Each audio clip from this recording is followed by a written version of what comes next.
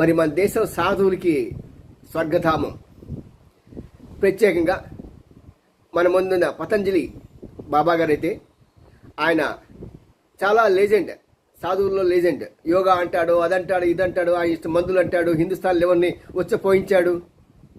మరి ఇలాంటి లెజెండ్ కూడా ఎలాంటి టెంపర్తనం వస్తుందంటే, కరోనా టైంలో తన మందు కరోనాకి ఖచ్చితంగా విరుగుడు చేస్తుంది, దీనివల్ల బతుకుతారు, ఇంకా ఆయుర్వేదంలా కానీ లేకుంటే అల్లోపతిలా కానీ ఏ మందు పనిచేయట్లేదు అని చెప్పి పెద్ద పెద్ద పేపర్ హెడ్లైన్స్తో యాడ్ ఇచ్చేవాడు.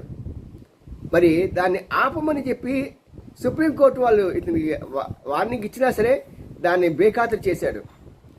ఇప్పుడు మళ్ళీ అతను ఏం చేస్తున్నాడంటే నన్ను క్షమించండి అంటున్నారు.